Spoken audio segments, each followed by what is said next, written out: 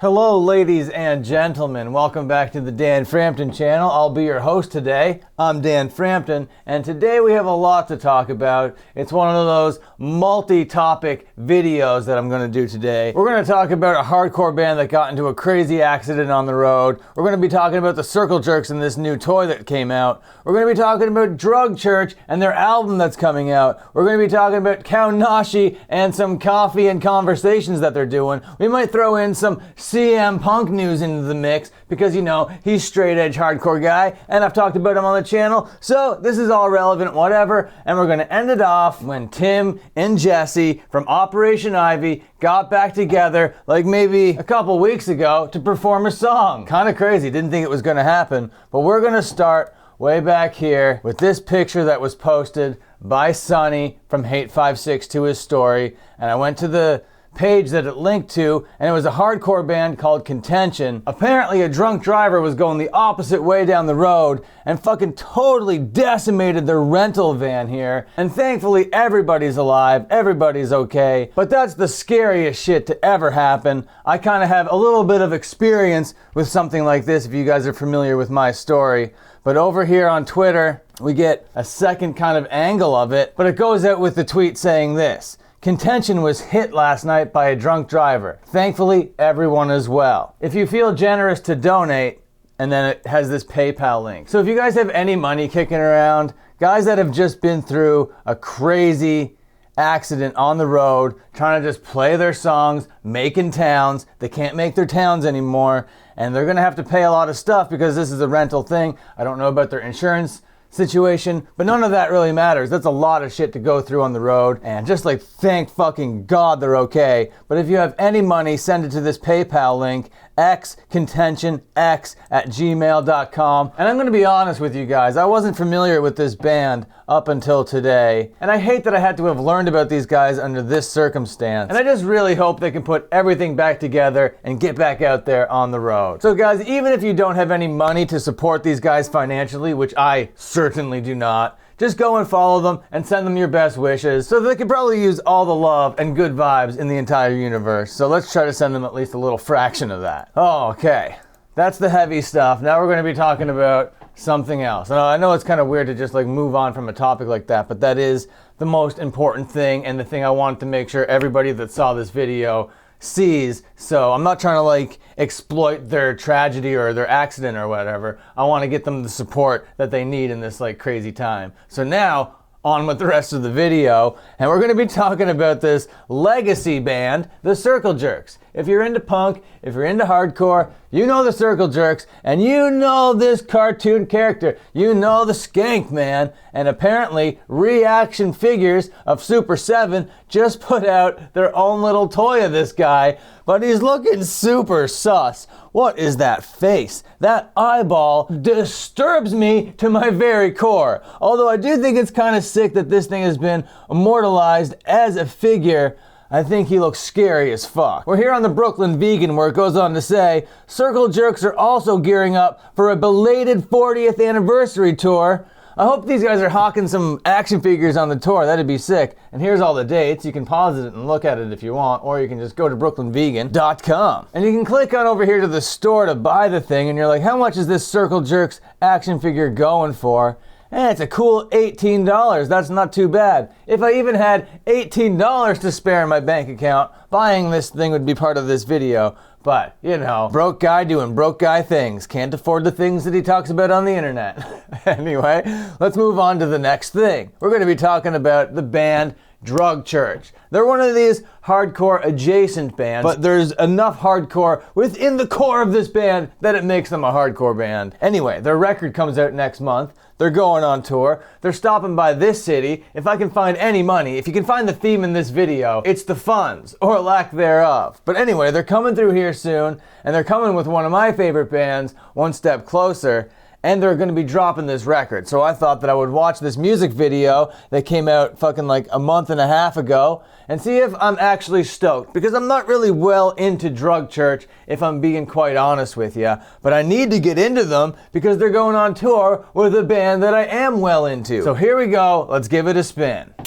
Okay, yeah, that was pretty fun. It was pretty catchy and dancey. I do get the appeal, and there was a lot of stage diving and slam dancing in that video. So yeah, if I do get a chance to go see these guys live, I would be extremely stoked. I definitely understand why people are digging this band. But yeah, their vocals and approach to songwriting make them pretty dang close to hardcore. Close enough for this channel anyway. Okay, I want to talk about a cool band doing cool things, and this is Kaonashi. Are you familiar with them? You know, they're a pretty cool band from Philadelphia, and they're doing this thing where they have this dark roast coffee, and it pairs really well with a conversation about mental health.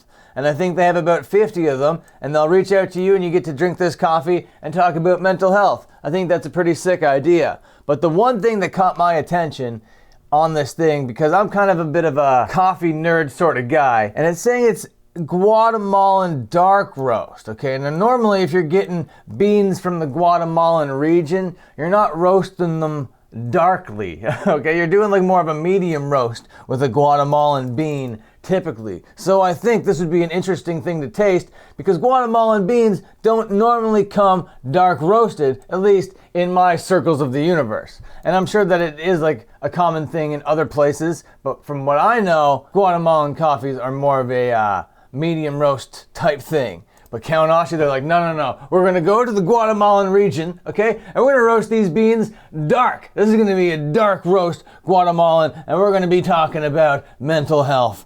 And I think that that's pretty sick. So if all of that sounds awesome to you, go to their fucking Instagram over here, Kaonashi PA, and just give them a follow and read this thing here, and you can figure it out for yourself. There might be some left by the time you get there, but who knows? Next cool thing happening to a hardcore straight edge guy this week is CM Punk is being inducted into the Ring of Honor Hall of Fame. So here we are on the Cultaholic website as they're talking about this news where CM Punk completes the inaugural class of the Ring of Honor Hall of Fame, joining the Briscoes, Bryan Danielson, and Samoa Joe. That is an amazing first class for the Ring of Honor Hall of Fame, headlined by this beautiful gentleman up here, CM Punk. Now, if you like to see representation of your straight edge hardcore culture in other facets of the world, I think this is something that's pretty sick. But one thing the world was not expecting, one thing we were not waiting for, was the Operation Ivy reunion. And this isn't really an Operation Ivy reunion proper. This is more like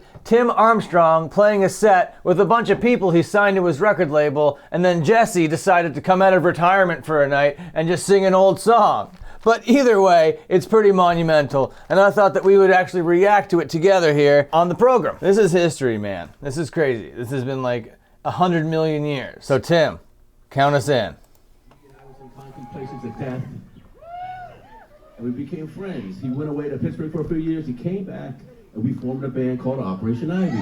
Whoa, big applause. I should mention we're here at the Frumes channel with 3,000 subscribers, so go check them out too.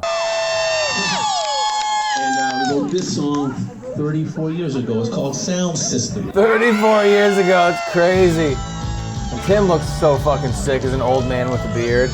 Fucking head tattoo. Jesse, that's so crazy. He just looks like any guidance counselor ever. Oh, this is so crazy. Yeah, when this popped up on the feed fucking earlier this month, I kind of lost my mind. And I wanted to make a video about it, but I knew I couldn't get a fucking full video out of it. So I'm so stoked that I remembered to include it here in this part of the program. Now, in order for this to be fair use, I am going to have to talk over the whole thing or pause it, and I have to add my commentary to it.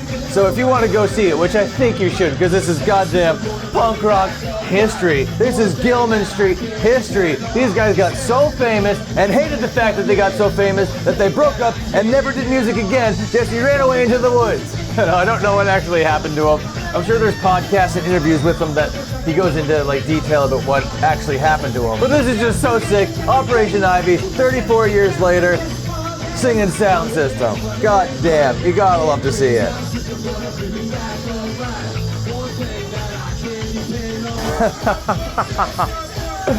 Yeah, Jesse doesn't have like a punk rock bone left in his body, and God bless his soul, he doesn't need to have one. He just looks like anyone's dad, anyone's uncle, and it's a beautiful thing to see. still sounds just like them too, though. It's kind of trippy. They both sound just the way they did back then, and it's fucking insane.